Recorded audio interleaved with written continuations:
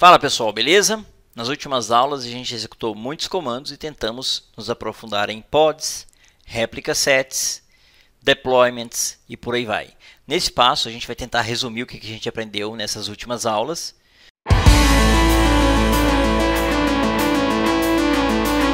Na prática, um pod nada mais é que um invólucro para um conjunto de containers. Ele é um wrapper que envolve vários containers. Um pod tem um endereço de IP e possui coisas como labels, annotations e coisas do tipo. Agora, por que precisamos de um réplica set? Um réplica set garante que um número específico de pods esteja sempre em execução. Então, se você disser para o réplica set 3 instâncias, ele garante que 3 instâncias dos pods estejam sempre em execução. Mesmo se você matar uma das instâncias do pod, o réplica set observaria que você matou uma instância do pod e inicializaria uma nova instância. Na prática, a gente vai ver que um réplica set sempre está vinculado a uma versão de release específica. Por isso que a gente teve uma versão do réplica set para Erudio 0.0.0.1 e 0.0.0.2. Então, tinha 2 réplica sets. E além disso, tinha o réplica set específico da imagem que a gente passou incorretamente de propósito. Por exemplo, se você tem um réplica set V1, ele vai manter o número especificado de instâncias do release V1. Então, um réplica set V1 é responsável por garantir que aquele número especificado de instâncias da versão 1 da aplicação esteja sempre em execução. Por que a gente precisa de um deployment?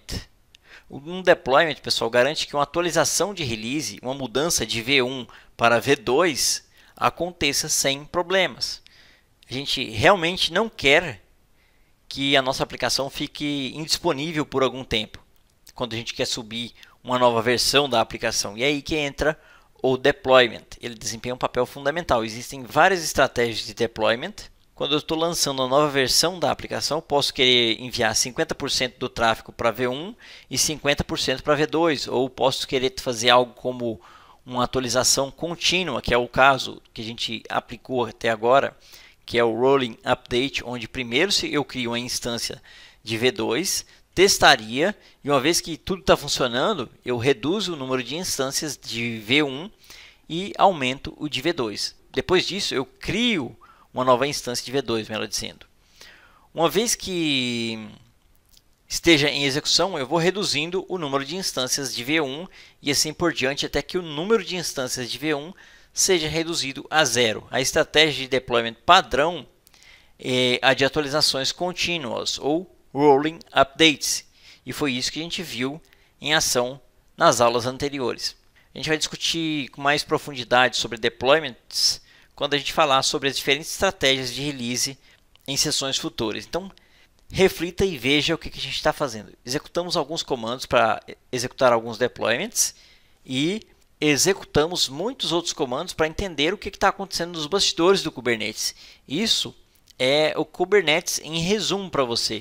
Alguns dos conceitos relacionados ao Kubernetes podem ser realmente complexos de entender, mas como qualquer boa ferramenta, à medida que você entende esses conceitos, uma vez que domina esses conceitos, o Kubernetes será um sonho de se trabalhar. E é por isso que o Kubernetes é tão popular. E é por isso que o Kubernetes é suportado por várias plataformas de cloud. Quase todas as plataformas de nuvem que eu conheço usam o Kubernetes. E, além disso, ele é adotado por quase todas as empresas ao redor do mundo. Há um conceito importante do Kubernetes que a gente precisa entender, que é o service. E é o que a gente vai ver no próximo passo. Beleza? Então é isso aí. Até a nossa próxima aula. Esse vídeo é patrocinado pelo meu treinamento Docker do Zero à Maestria. Containers desmistificados. Aprenda Docker do zero absoluto na teoria e na prática. E dobre as suas oportunidades de crescimento na carreira. Mais detalhes na descrição e no comentário em destaque.